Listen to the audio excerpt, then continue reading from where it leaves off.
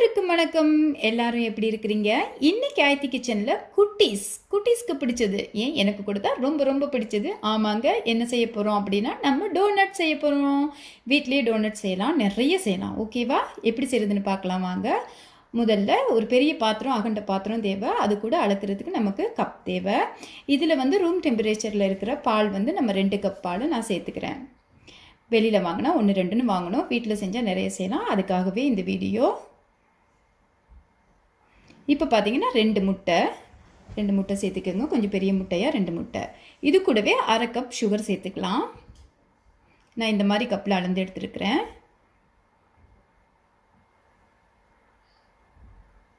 பசங்களுக்கு பிடிச்சதை நாமளே வீட்டில் செய்யணும் அப்படின்னும் போது அது ஒரு ஹாப்பி தான்.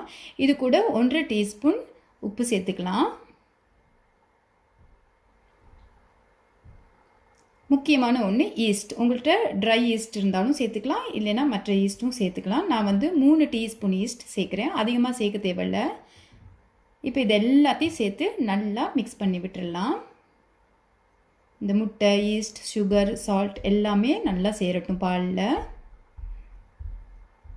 ஓகே, இப்போ வந்து நான் 5/2 கப் மாவு எடுத்திருக்கேன், மைதா மாவு. அதாவது 5 1/2 கப் ஒயிட் ஃப்ளோர் எடுத்துருக்கிறேன். அதை வந்து நம்ம இதில் சேர்த்துக்கலாம்.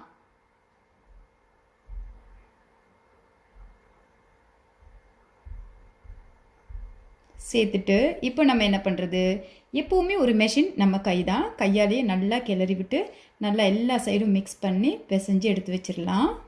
இந்த மாதிரி நிறைய பேர் மெஷின் அதில் எல்லாம் இப்போ என்ன வரும், ஏன் நானுமே சில வேலை செய்வேன் தான். பட் நான் என்ன சொல்கிறேன்னா, கையில் செய்யும்போது நமக்கு ஒரு நல்ல எக்ஸசைஸ்.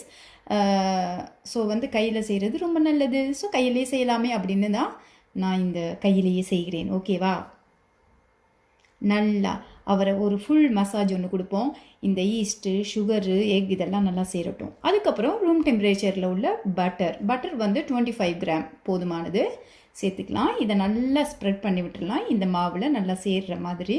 அது இதில் பட்டர் நல்ல டேஸ்ட் தரும், அதுக்காக தான் நம்ம சேர்க்குறோம். அது இல்லாமல் நமக்கு வந்து டோனட்டாக இருக்கட்டும், ப்ரெட், எனிதிங், அதாவது ப்ரெட் ஐட்டங்கள் செய்யும்போது பட்டர் சேர்த்தோம்னா அது ஒரு சாஃப்ட்னஸ் நமக்கு தரும். அதுக்காக தான் நம்ம பட்டர் சேர்க்குறோம். இப்போ நல்லா இவருக்கு ஒரு அங்கே குத்தி இங்கே குத்தி செம்மையாக ஒரு மசாஜ் கொடுத்துடலாம்.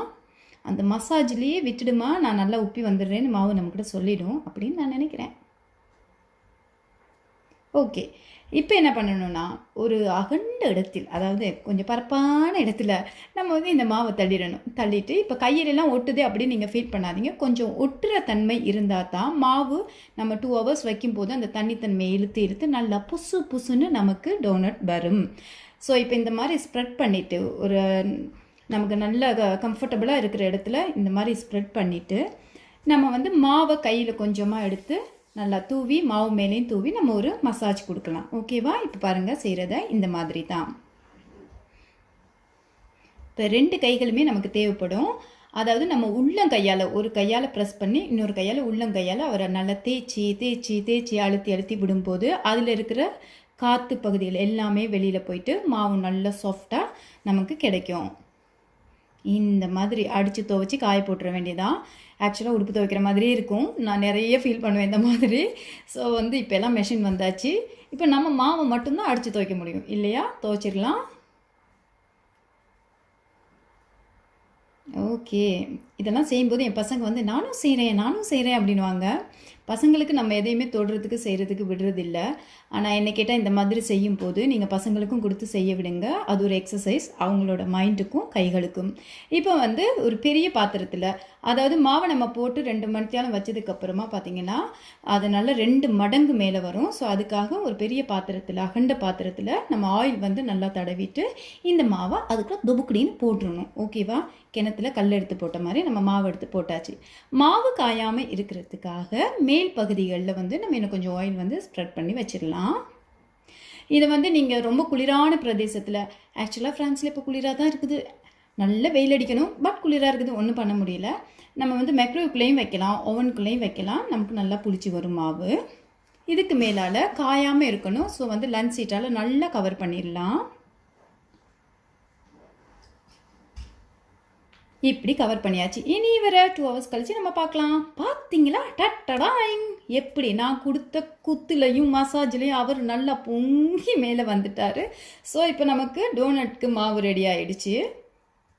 இதுக்கு மேலே கொஞ்சம் கையில் வந்து நம்ம ஆயிலை வந்து நல்லா நம்ம கை ஃபுல்லாக போட்டுட்டு அவரை ஒரு குத்தி அவர்கிட்ட இருக்கிற காற்று எல்லாத்தையும் நம்ம வெளியில் இந்த மாதிரி இப்படி செஞ்சிட்டோம்னா எல்லாம் வெளியில் வந்துடும். அதுக்கப்புறமா நம்ம மாவு எடுத்து நமக்கு தேவையான அளவுக்கு டோனட் செய்கிறதுக்கு ரெடி பண்ணலாம். அதுக்கு முன்னாடி மறக்காமல் இந்த மாதிரி கொஞ்சம் மாவு எடுத்து மேலே எல்லாம் கொஞ்சம் அந்த நம்ம செய்ய போகிற இடத்துல தூவி விட்டிங்கன்னா உங்களுக்கு கையில் ஒட்டாமல் அழகாக செய்கிறதுக்கு ஈஸியாக இருக்கும். ஓகேவா? அவர் ரொம்ப போட்டு நம்ம மசாஜ் பண்ணக்கூடாது. இந்த மாதிரி நடுவில் ஒரு குழியை பரப்பி அவரை வந்து ஒரு சுற்றி கையில் நம்ம தேவையான அளவு கட் பண்ணி எடுக்கிறதுக்கு தான்.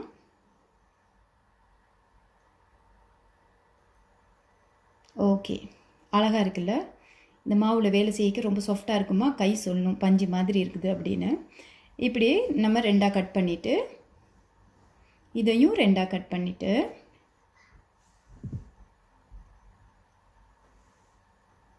ஓகே, இப்படி கட் பண்ணியாச்சு. இப்போ வச்சாச்சு. நான் வந்து கொஞ்சம் நிறையவே தான் இன்றைக்கி செய்கிறேன். ஏன்னா முதல்ல வீடியோவுக்கு போடலை, கொஞ்சமாக செஞ்சு பசங்க டக்குன்னு சாப்பிட்டுட்டாங்க.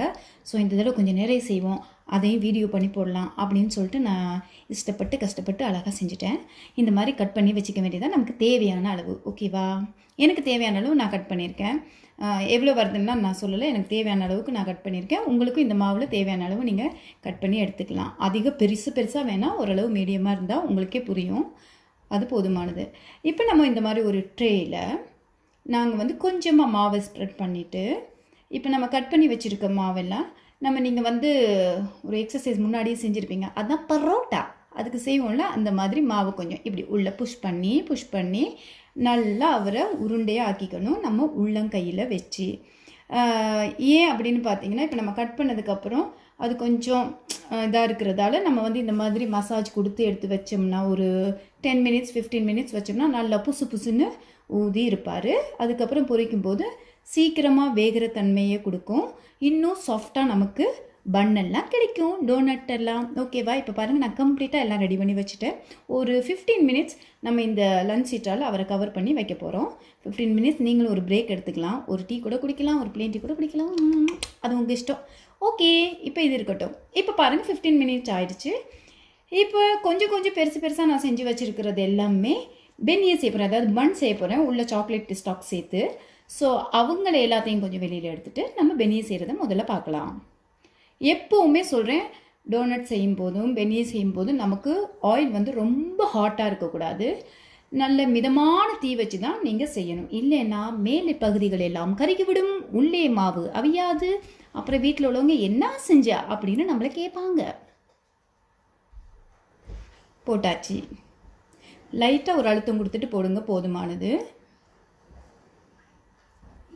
இப்போ போடும்போதே உங்களுக்கு தெரியும், சூடு அதிகமாக இல்லை. அதிகமான சூடு இருந்தால் டக்குன்னு கருகிடும், உள்ளே வேகாது.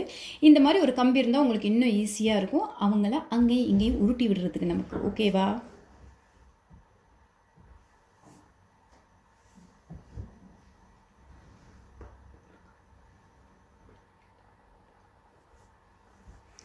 அப்போ இந்த பன்னெல்லாம் பாருங்கள், புசுன்னு வந்துட்டுருக்குது நமக்கு.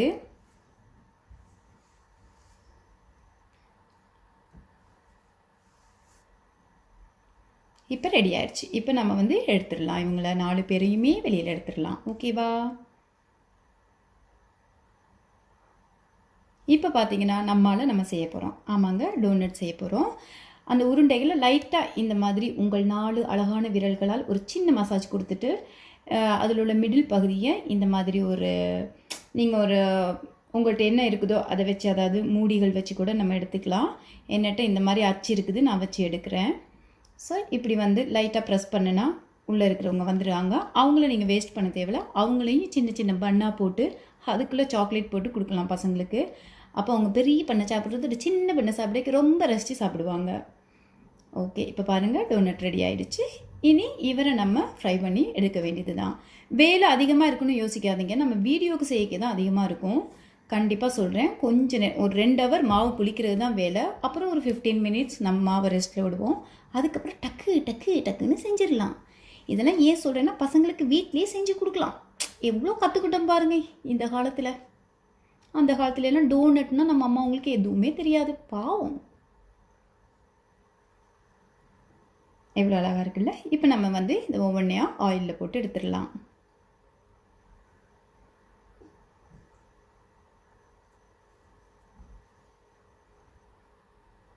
நிறைய பேர் டோனட் செய்ய தெரியும், நிறைய நான் பார்த்துருக்கேன் வீடியோஸ் எல்லாம். இருப்பினும் சில சில குறிப்புகள் வந்து முக்கியமாக வந்து கரெக்டாக கொடுக்கணும்னு நான் நினைக்கிறேன். ஏன்னா வந்து நான் முதல் இதை ட்ரை பண்ணும்போது எண்ணெயை நல்லா கொதிக்க வச்சு போட்டேன், கருகிடுச்சு, உள்ளே ஒன்றுமே வேகலை.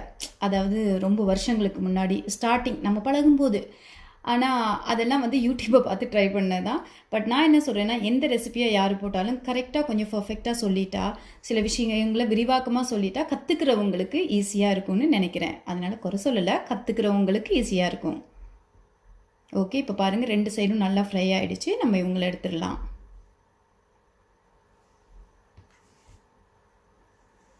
பார்த்தீங்களா, எவ்வளோ அழகான கலரில் செம்மையாக சூப்பராக ஃப்ரை ஆகி வெளியில் வந்துட்டாங்க. இப்போ எல்லாரையும் நான் பொரித்து ரெடி பண்ணி எடுத்துட்டேன். அதாவது சின்ன சின்ன பன்னு செஞ்சு எடுத்துட்டேன், டோனட் செஞ்சு எடுத்துட்டேன். இப்போ எல்லாம் ரெடி ஆகிடுச்சு. இவங்களை நம்ம கலர்ஃபுல்லாக்கலாம். என்ன ஆக்கலாம்? கலர்ஃபுல்லாக.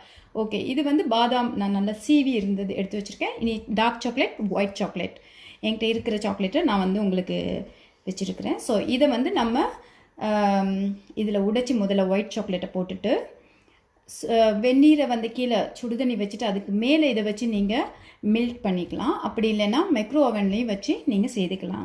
ஆனால் இது செய்யும் போது நீங்கள் என்ன பண்ணணுன்னா, கொஞ்சம் பால் சேர்த்துக்கோங்க, இல்லை ஹெவி க்ரீம் சேர்த்துக்கோங்க. சேர்த்துட்டு நீங்கள் இதை மிக்ஸ் பண்ணிங்கன்னா அந்த லிக்யூட் தன்மை கொஞ்சம் நேரம் நமக்கு அப்படியே இருக்கும். இல்லைன்னா டக்குன்னு ட்ரை ஆகும், நம்ம திருப்பி வைக்க வேண்டியது இருக்கும். ஓகேவா? இந்த மாதிரி பார்த்துக்கோங்க. உங்களோட இஷ்டம் தான். நீங்கள் ஒன்லி டார்க் சாக்லேட்டில் செய்ய போகிறனாலும் செய்யலாம், இல்லை ஒயிட் சாக்லேட் சேர்த்து கலர்ஃபுல்லாக குழந்தைங்களுக்கு ரொம்ப பிடிக்கும், அப்படியும் செய்யலாம். இதுலேயும் நான் ஹெவி க்ரீம் சேர்த்துட்டு டார்க் சாக்லேட்டில் மெல்ட் பண்ணிட்டேன். இப்போ எல்லாம் ரெடி ஆகிடுச்சு. நான் வந்து 3 கலர் செய்ய போகிறேன், அதனால் 3ஐயும் வேறையாக எடுத்து வச்சுருக்கிறேன். ஒன்று வந்து yellow colour, blue colour, pink colour. ஓகேவா? இது என் குழந்தைங்க சாய்ஸ் பண்ணிட்டாங்க, ஸோ அவங்களுக்காக தான் செய்கிறேன். ஸோ அவங்களோட விருப்பப்படியே செய்கிறேன்.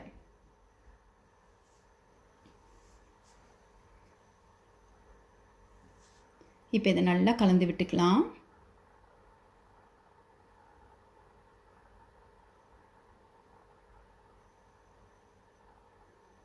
இதெல்லாம் முன்னாடியே பார்த்தாச்சு, நிறைய சேனலில் பார்த்தாச்சு அப்படிலாம் நினைக்கக்கூடாது.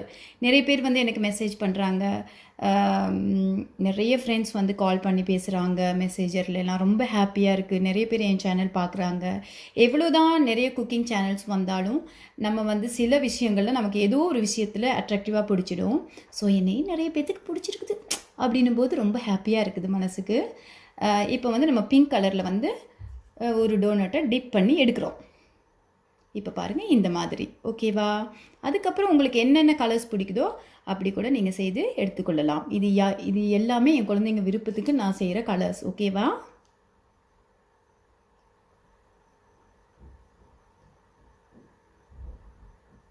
நிறைய பேர் நான் கன்சீவாக இருக்கேன் அப்படின்னு நிறைய பேர் விஷ் பண்ணுறீங்க. நிறைய பேர் அடிக்கடி கால் பண்ணுறீங்க, எடுக்க தான் முடியலை. மெசேஜரில் வரீங்க, எனக்கு ஃபோன் பண்ணி உங்கள்கிட்ட பேச டைம் இல்லை. ஸோ வந்து தப்பாக எடுத்துக்காதீங்க. இந்த வீடியோவில் சொல்கிறேன், முடிஞ்ச வரைக்கும் நான் நிறைய பேரோட பேசுகிறேன். ரொம்ப ரொம்ப நன்றி. இவ்வளோ கேரிங்காக எனக்கு வந்து விஷ் பண்ணுறதுக்கும் ரொம்ப நன்றி. பாருங்கள், இப்போ வந்து நம்ம போட்ட சாக்லேட்டை நம்ம வந்து டிப் பண்ண உடனே பக்கத்தில் யாரையாவது வச்சு நீங்கள் மேலே இந்த டெக்கரேஷன் திங்ஸ் போட்டுக்குங்க, இல்லைன்னா அது ஒட்டாது. அப்புறம் இந்த ஒயிட் சாக்லேட்லேயே நீங்கள் அதே மாதிரி உங்கள் சிம்பிள் டெக்கரேஷன்லாம் நம்ம செஞ்சுக்கலாம், அது உங்களோட இஷ்டம். இப்படியெல்லாம் செஞ்சு வச்சா நம்ம சிறு வயது பிள்ளைங்க வீட்டில் இருக்குது சுள்ளானுங்கெல்லாம் நல்லா சாப்பிடும். ஸோ இந்த மாதிரி ஒரு கம்பு மாதிரி வச்சுக்கோங்க. நம்ம வீட்டில் வச்சுருக்கிற ஏதாச்சும் ஒன்று கூட ஓகேவாக இருக்கும். இதுக்குள்ளே வந்து நல்லா ஓல்ஸ் போட்டுட்டு இந்த டார்க் சாக்லேட் மெல்ட் பண்ணதை அதுக்குள்ளே புஷ் பண்ணி நல்லா ப்ரெஷ் பண்ணி விட்டிங்கன்னா உள்ளே நிறைய சாக்லேட்டாக இருக்கும். அப்போ பசங்கள சாக்லேட்டுக்காகவே அந்த பன்னு ஃபுல்லாக சாப்பிடுவாங்க. நானும் தான் கன்சீவ் ஆனதுலேருந்து ஒரே இனிப்பாக பிடிக்குது. ஸோ நான் இனிப்பாக சாப்பிட்றேன். கன்சீவ் ஆகிட்டு நல்லா குண்டாகவும் ஆகிட்டேன். பாருங்கள் எவ்வளோ சூப்பராக நம்ம டோனட் செஞ்சாச்சு. எவ்வளோ சாஃப்டாக இருக்குது நமக்கு இந்த டோனட். பாருங்கள் அதுக்குள்ளே உள்ள லேயர்லேயே உங்களுக்கு நீங்கள் கண்டுபிடிச்சிருப்பீங்க. இதே மாதிரி நீங்களும் ட்ரை பண்ணுங்கள். இந்த நான் சொன்னேன்ல உள்ளுக்கு சாக்லேட்டாக இருக்குது. நல்லா சாப்பிட வேண்டியதான் டீ கூட, டீ டைம்லன்னு. நானும் நல்லா சாப்பிட்றேன், பசங்களுக்கும் கொடுக்குறேன். ஸோ அப்பப்போ செஞ்சு சாப்பிடுங்க கண்டிப்பாக. இந்த வீடியோ உங்களுக்கு பிடிச்சிருக்குன்னு நினைக்கிறேன். லைக் பண்ணுங்கள், கமெண்ட் பண்ணுங்கள், ஷேர் பண்ணுங்கள். மறக்காமல் ஆயத்தி கிச்சனுக்கு சப்ஸ்கிரைப் பண்ணுங்கள். ஆரோக்கியமான உணவு, ஆரோக்கியமான வாழ்க்கை. இன்னொரு ரெசிபியில் சந்திக்கிறேன். பாய் பாய்.